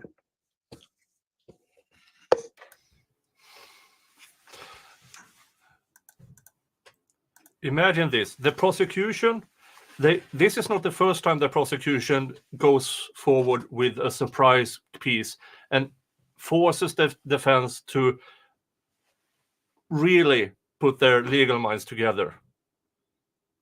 And now I think the table have turned now. Because now they have the Jefferson, the Thomas, and now Mr. Harvey speaks up about a post Crawford case that clearly says that they are not allowed to get this in. Give me about 5 minutes, okay? All right, we're gonna recess. And skip ahead. That is more than 5 minutes. All right, Ms. Love, you're rising to say something, madam? Yes, Your Honor, Okay. just that the state will not introduce that document today, and we're withdrawing our efforts to do so. So you're not going to have detective, I'm not detective. Oh, you sneaky little something. You sneaky. Here's what happened. She withdrew it because she knew the judge was about to make a ruling. She does not, and she couldn't challenge it. So, poof, took it back. Because then they can make a second attempt on this later on. Maybe they will try to get this guy on the stand, after all. Yeah. Yes, no, Kira-san. They lost and didn't want a judgment. They did not want a ruling on this one. So, the state, and I can bet also, again, I can bet good money on the state knew about the problems with their arguments all along. They wasted an hour and a half of the court's time. Judge, now is the time that you yell at Miss Love. Curse her out as much as you can for wasting the court's time. Let's see if he did that. Agent Racy cover it at this point in time? Correct. Okay, all right. Nothing. Nothing. Is he on the witness list? No, he is not.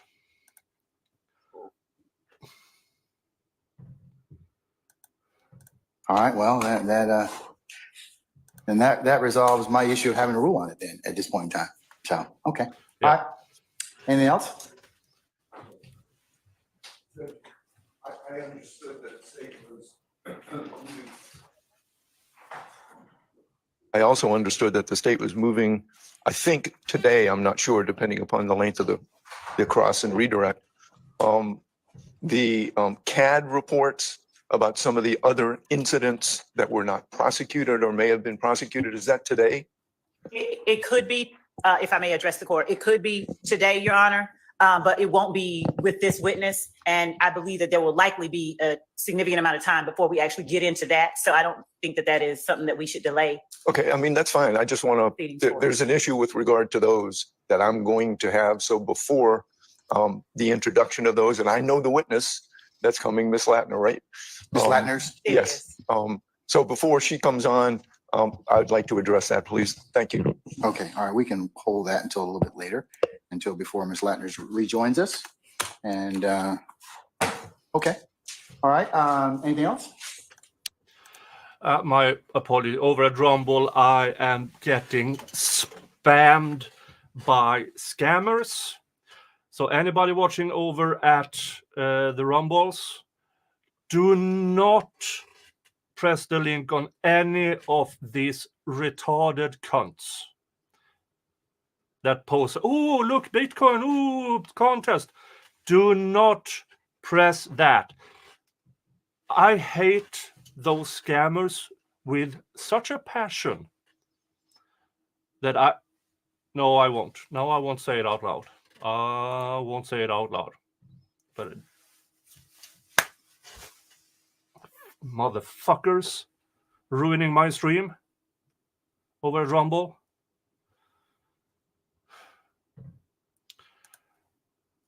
If I ever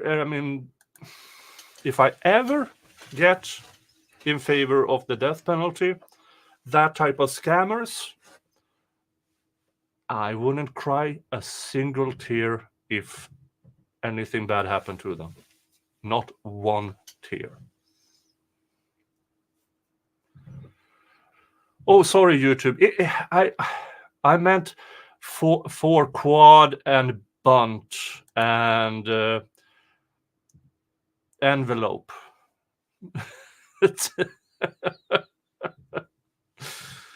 Oh. If not, let's go ahead and summon our witness, please, Agent Racy. And then go ahead and, Sergeant Ham, if you could, I'll promote you again. You could go ahead and get our jurors ready, sir. Okay, so now we continue with the cross-examination of cell tower expert, gang expert, Instagram expert,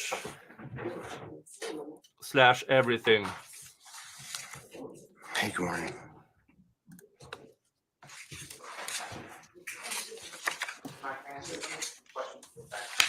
As long as it doesn't involve our witness here, he's already, okay, what's your question, sir?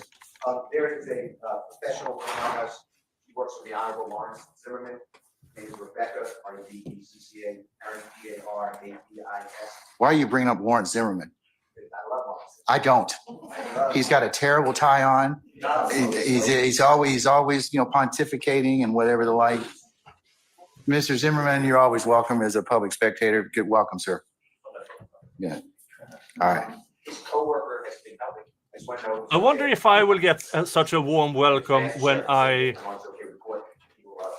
As long as you can get space allocations, that's fine. Okay. Is a jury? Okay, all right. Anything else before I bring in our jurors? Okay, all right. Summon our jurors, please, sir.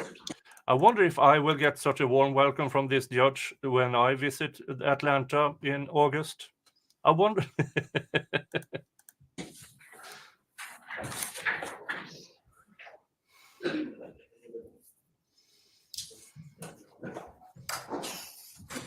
Hey, Shanagram over at Rumble. I'm giving this back. Yeah, so I don't lose it. It may have been marked as an exhibit anyways.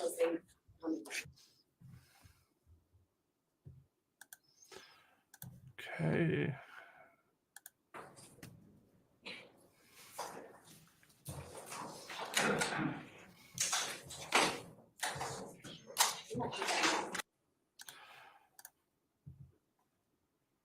It's Trinton says, so that all took better part of an hour for the state to try and admit something that at best was on the edges. Yeah, I mean, let's see here. Yeah. Yeah, something like that.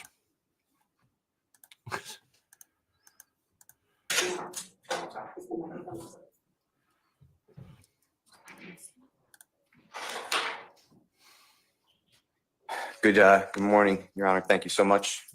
Good morning, Agent. Morning, sir. Good morning, Mr. Steele. All right. I believe yesterday we stopped, we were talking about if I could just refresh your memory. And if I leave something out, just tell me, but I believe we were at Brian Williams' phone. That's what I remember.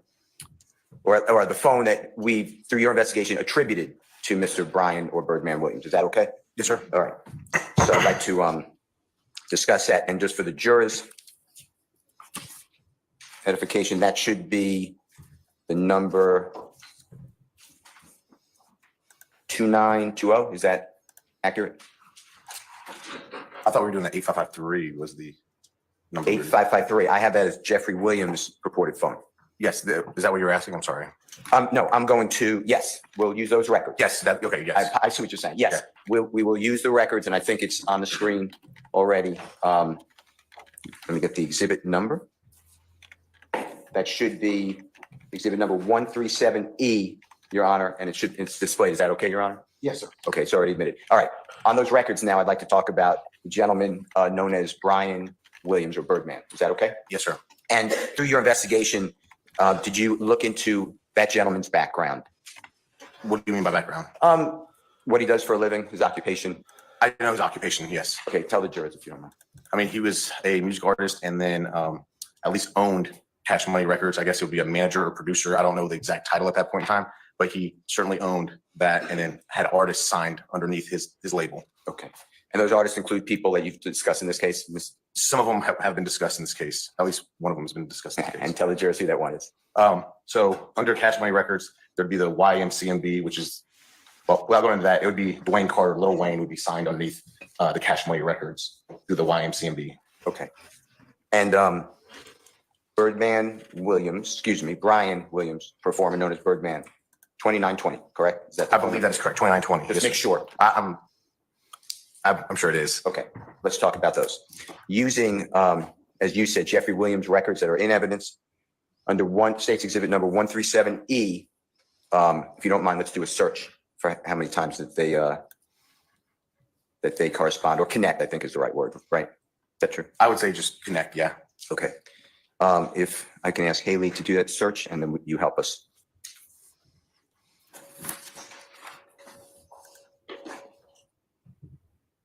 Okay, do you see the number there?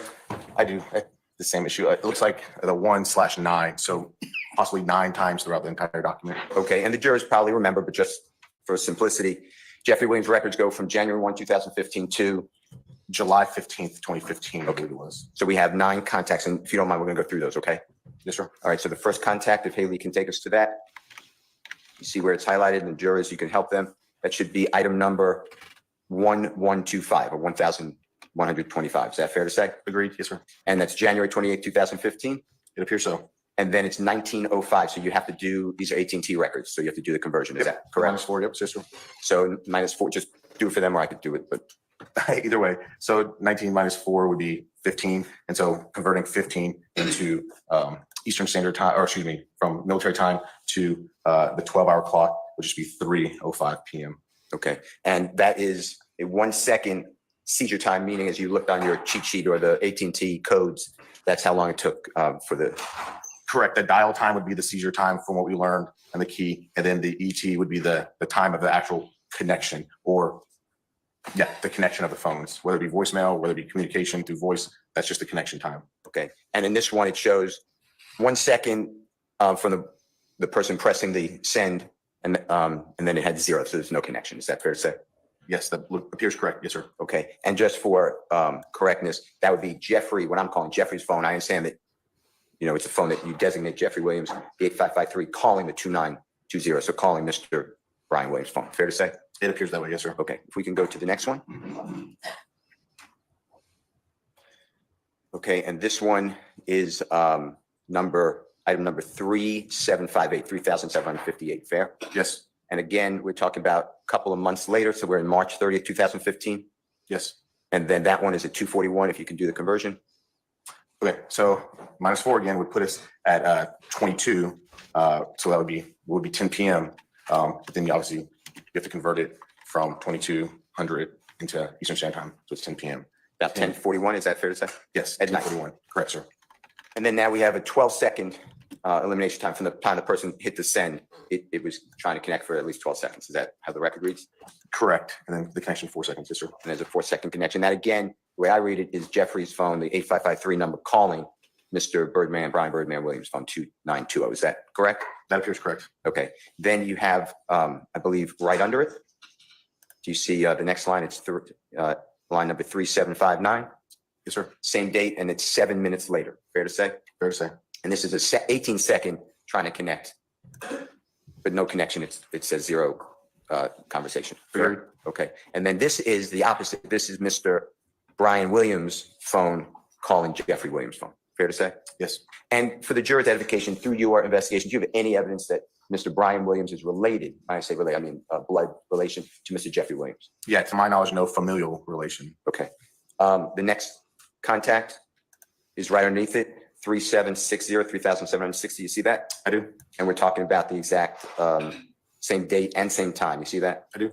And then we have the same thing, Mr. Brian Williams, performer known as Birdman, 21-second, his call's trying to get through to Jeffrey Williams' phone. It doesn't connect. Is that okay? Yes, we see what it did there below, but yes, it didn't connect. Okay. It rolled the voicemail. Okay. And that's the next number. Correct. So that's where like that you. Apparently today is all about phone numbers and how they connect or not connect. I have no idea what this is about. I will give it until noon. Then I will have a cutoff because I'm meeting my significant other this evening for some dinner time and date night. So roughly 10 to 12 more minutes. If they are still going when we get home, I might stream more today, but I can't promise anything. The D and the F, so it forwarded to that number, which is going to be AT&T's probably voicemail number. And then we see that actually on to the right where it's highlighted. Yep. We see that it says VM, so it's indicating that it rolled to voicemail. So that's what we see with those extra digits there. You know, this is small print. Can you just point to the jurors what you would just refer to the VM, if you don't mind, behind you on the screen? So these kind of codes right here, that VM in the middle is voicemail. And that's kind of what we're seeing here. The D is for the number dialed, F is for the call forwarding. And then we see that is the actual connected number. And that's likely, we could look in the key and we could look in the information, but that's likely going to be just AT&T's rollover to voicemail number. And again, we see that indicates voicemail. We see that it was the number dialed and number forwarded. And then all that sequence, that is another contact according to the records. That's why we had 9, right? Yeah, I believe that's correct, yes, sir. So they're kind of clustered, but that explains the records. So, okay, you're talking about the 2920 while we see this clustered here? Yeah, like Remember what you're looking at, the item starting at. Remember to hit the thumbs up while you are here, won't you? There's been a lack of that today for some reason. A very, very lack of, for instance, we are now 66 live viewers, which is a third of what we had yesterday. Sometimes when I do the thumbnail and stuff like that, it's just not very interesting. And this testimony is definitely not that much interesting either. But 66 people, 300 people, I will always try to do my best to make even this boring stuff at least somewhat entertaining. Okay? But it will be easier when I do recap because then I can just skip over this.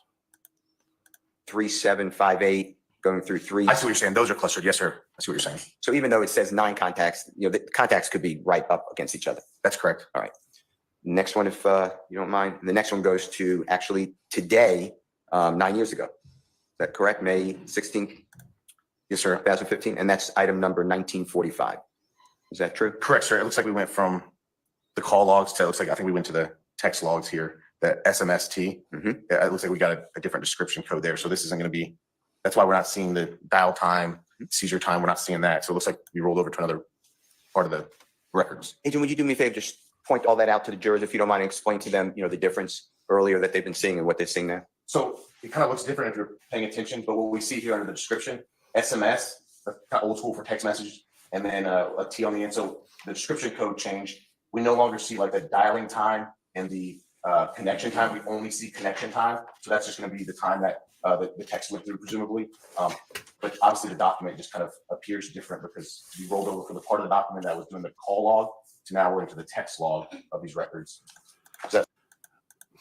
I just realized Mr. Steele is treating him as his own witness. And even though it's numbers on a sheet, the difference between how he treats him as a witness and how Miss Love treated him as a witness, that's quite good. He essentially turned him into a defense witness. it took me a while to realize that that is good lawyering. That is good lawyering. Sufficient, sir? Yes, sir. Yes, sir. I appreciate it. And then the next one, the ninth one, contact is right underneath it. It's 1946. Is that fair to say? Yes, sir. Same time. And it's also Mr. Brian Williams texting Jeffrey Williams' phone. Is that how it reads? Yes, sir. So just in summary, we're really talking about contact on January 28th, 2015, and March 30th, 2015, where we can show no real conversation according to these records. According to these records, that's correct. These records. I'm not saying they don't have contact. I'm saying according to these records. These records, yes, sir. On these numbers, yes, sir. And then we jump to May 16th for 2 texts from Mr. Brian Williams to Jeffrey Williams. That's what we got. Appears so, sir. All right. And that should be 9 of 9 according to the screen. Is that fair? Yes, sir. All right. I'd like to go and you explain it to the jury, but you went pretty fast. I mean, not fast, but earlier when you were doing your direct examination with the honorable prosecutor, you also gave us insight into a phone that ends in 5979. Do you recall that one? Yes. And if you're looking at something, it's no problem, but just tell the jurors what you're looking at so they could follow along if needed. I'm just trying to find it so I can speak accurately on it. 5979, you said, sir? If you don't mind. It's your cross-examination.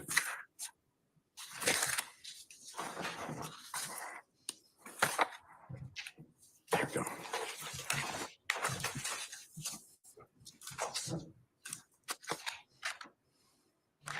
Yes, that's going to be State's Exhibit 138 Echo, and then the Echo Alpha and continuing. But yes.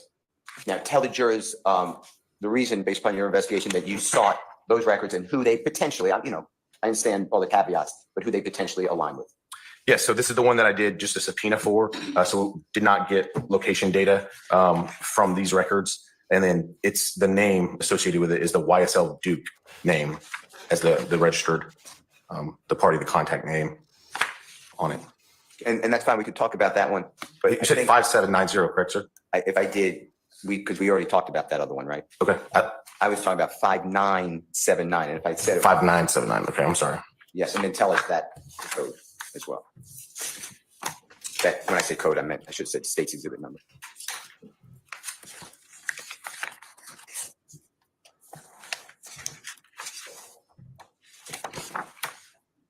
I'll give more. Okay. Hey, Your Honor, for clarity, can we have the full number of what number Mr. Steele is referencing? If you could give us the number, please. I can absolutely do that. It is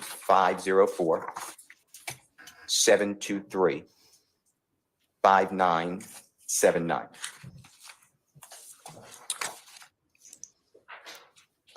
Yeah, I don't believe we tendered an exhibit with those phone numbers. I don't see it up here, Mr. Steele. I think, All right. unless I don't have all of them, I don't think we have that one. Okay, well, let's do it this way. Is that number come up in your investigation? Can I refresh my memory about our course. report? Because if it's not here and we haven't talked about it recently, then Of course. And I'm not telling you I'm right, but it may be around page 13 of your report, if that helps you. Ha ha ha ha ha ha ha. Oh, that is telling from his. I don't think we tendered this. No, but his report you tendered, and if that number is in his report, it's already in there. Oh, that's so good. Now, is it important, the phone number? No, it's important that he forced the prosecution to say, we don't know what's going on here. Oh, that's so good. And again, it is 5979.